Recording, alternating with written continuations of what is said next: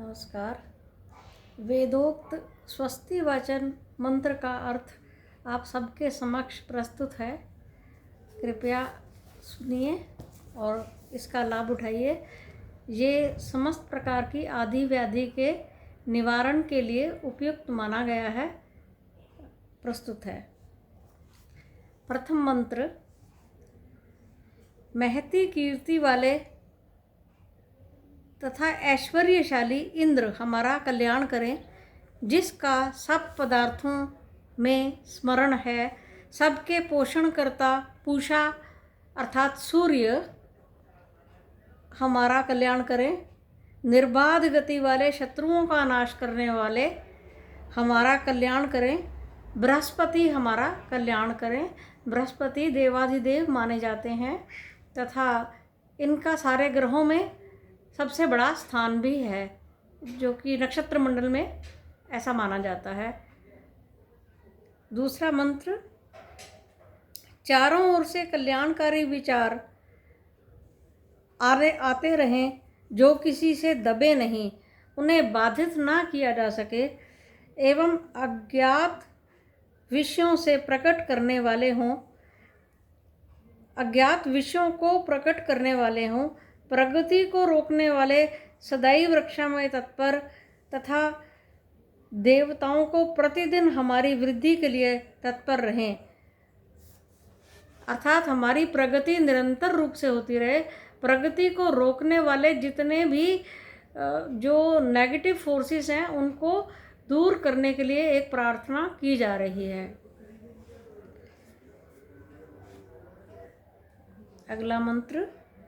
हे पृथ्वी देवी, हमारे निमित्त हमको देने के लिए हमारे निमित्त औषधियों में रस को धारण करें। औषधियों में रस होना अनिवार्य है, तभी वो व्याधि का नियंत्रण कर सकती हैं। स्वर्गलोक अंतरिक्ष लोक भी हमारे निमित्त रस को धारण करें, अर्थात आहुति के परिणाम से पृथ्वी आदि हमको भगवत कृपया से अभीष्ट फल देने वाले हों। आहुति के परिणाम का अर्थ है आवाहन करना, और आहुति एक ही धातु से बना है। आवाहन करना यानी कि बुलाना, यानी कि हम सकारात्मक शक्तियों को अपने पास बुलाते हैं और नकारात्मक शक्तियों को दूर जाने के लिए कहते हैं। तो वो पृथ्वी हमारे लिए अभीष्ट शक्तियों को धारण करे, क्योंकि उस पृथ्वी लोक पर भूलोक पर ही हम लोग निवास करते हैं। अगला श्लोक। जगीय मंडप के द्वार पर 2 खंभों वाला तिरछा बांस लगा होता है और उस पर कपड़ा लपेटा होता है। ऐसी प्रार्थना की गई है कि तुम उस यज्ञ काष्णा को संभाले हुए रहो। इस जो ये वाला यज्ञ का जो बांस होता है ना, उसके ऊपर एक कपड़ा लपेटा जाता है। उस यज्ञ के बांस को लपेटने के लिए उसके ऊपर एक कपड़ा होता है, उससे आच्छादित करके इस तरह से लपेटा जाता है। तो वो एक तरह से यज्ञ के मंडप का एक आधार स्तंभ है। उस आधार स्तंभ को बांधा जाता है। पहले टाइम में इतने टेक्निकली हम शायद एडवांस थे या नहीं थे, वो तो हमें ज्ञात नहीं है, लेकिन यज्ञ के मंडप को बांधा जाता था, बांध कर बनाया जाता था। बांस चार तरफ खड़े करके केले के पत्ते इत्यादि बांधकर वो बनाया जाता था। तो उस मंडप की, उसके लिए ये प्रार्थना की गई है कि मंडप की गांठ, अतः सब देवों से प्रार्थना करता हूँ, इसीलिए मैं मंडप की गांठ को स्पर्श करता हूँ। दोनों तरफ से उस गांठ को बंधन लगा दिया, तो उस गांठ का स्पर्श करके उसको नमन कर रहे हैं कि वो ठीक से बंधी रहे और यज्ञ फलदायक हो और वो वृद्धिदायक हो, कल्याणकारी हो। अगला मंत्र है।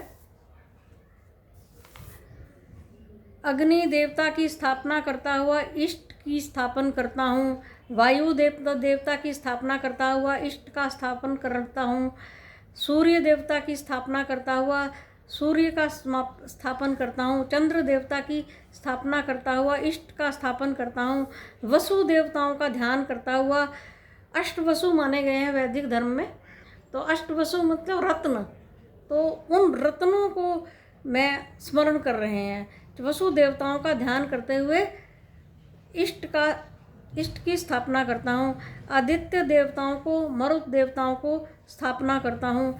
विश्व देवा, विश्व के समस्त देवताओं का ध्यान करते हुए उनकी स्थापना करता हूँ। इंद्र देवता का ध्यान करते हुए इष्ट का स्थापन करता हूँ। वरुण देवता का ध्यान करते हुए इष्ट का स्थापन करता हूँ। वरुण जल के देवता माने गए हैं। बृहस्पति देवता का आवाहन करते हुए अपने इष्ट की स्थापना करता हूँ। अर्थात सभी देवी देवताओं से मंगल कामना करना ही उसका एक जो अनिवार्य अंग है, जो ये पूजा पद्धति है उसका एक अनिवार्य अंग है। आगे कहते हैं, चारों दिशाओं, 3 काल, 7 हस्त विभक्तियाँ ये संस्कृत ग्रामर के से उद्भूत हैं। संक्षेप रूप में ये महादेव सभी में आविष्ट हैं, समाये हैं। इस तरह से संस्कृत ग्रामर और का ही एक तरह से ये वर्णन है कि भाई 4 दिशाएं, 3 काल, 7 हस्त और 7 विभक्तियाँ, ये सब संस्कृत ग्रामर की एक तरह से स्थापना करते हुए ये कहा गया है कि महादेव, शिव शंभु, शिव शंकर उसमें आविष्ट हैं, समाये हुए हैं। वो इस प्रकार हमारा कल्याण करें कि हम ऐसी आगे वाणी बोलें जो सबका कल्याण करने वाली हो। आगे कहते हैं, मैं शंभु को नमस्कार करता हूँ जो इस भौतिक संसार में और आध्यात्मिक जगत में सब कुछ देने वाले हैं। मैं उन शिव को नमस्कार करता हूँ जो सभी सांसारिक उपलब्धियाँ भी कराते हैं और जो आध्यात्मिक ऊंचाइयों पर भी पहुँचाते हैं। मैं उन शिव को नमस्कार करता हूँ।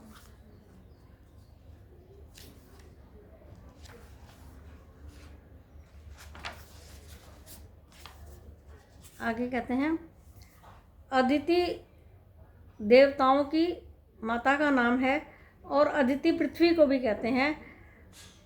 अदिति अंतरिक्ष आदि के निर्माता देवता हमारी रक्षा करें और हमारा कल्याण करें। आगे कहते हैं, दीर्घायु के लिए, बल के लिए, अच्छी प्रजा के लिए, सामान्य तरीके से अर्थोपार्जन करते हुए हम सब शतायु हों, हम सब बिना किसी शारीरिक विकार के शतायु को प्राप्त करें, ऐसी प्रार्थना की गई है। आगे की जो मंत्र है वो तो शांति पाठ के रूप में सब वैसे भी जानते ही हैं।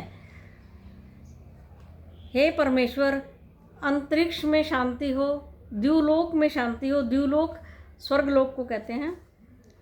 अंतरिक्ष उस वाले आकाश में उस एरिया को कहते हैं जो ग्रेविटेशनल फोर्स की सीमा से जो परे चला जाता है, उसको अंतरिक्ष कहते हैं। उससे जो पहले का हिस्सा है वो आकाश कहा जाता है। शांति, पृथ्वी में शांति हो, वायु में शांति हो, औषधियों में शांति हो, वनस्पतियां शांत हों, विश्व के सभी देवता शांत हों, ब्रह्म में शांति हो। ब्रह्म का अर्थ जो सब तरफ जिसका फैलाव है, जो सब में समाया हुआ है, वो सब शांत हो। शांति रेव शांति, सभी में शांति हो और वो शांति जो सब में हो वो मुझे भी प्राप्त हो। फिर 3 बार उच्चारण है, ओम शांति शांति शांति। ये आदि भौतिक, आदि दैविक और आध्यात्मिक शांति के लिए 3 बार उच्चारण किया जाता है। सभी हमारे जितने भी वैदिक मंत्र हैं उसमें 3 बार उच्चारण किया जाता है, जिसका तात्पर्य यह है कि सबसे पहले हमें इस फिजिकल वर्ल्ड में शांति चाहिए, फिर हमें दैविक जो आपत्तियां हैं, विपत्तियां हैं, वो हमारे ऊपर ना आए, वो हमें चाहिए, और उसके बाद हमें आध्यात्मिक उन्नति, आध्यात्मिक शक्ति, शांति प्राप्त हो, उसके लिए प्रार्थना है। फिर सबसे आखिर में सर्वमेव शांति शांति शांति रेव च शांति। तो इसका अर्थ है कि हमें सदा ही हमें शांति प्राप्त हो, उन्नति प्राप्त हो, शतायु प्राप्त हो और निर्बाध गति से सारे विश्व में हम विचरण करते हुए, सारे गृहस्थ के कार्यों को करते हुए, आध्यात्मिक कार्यों को करते हुए हम कल्याण को प्राप्त हों, हम सभी प्रकार से उन्नति करें। धन्यवाद।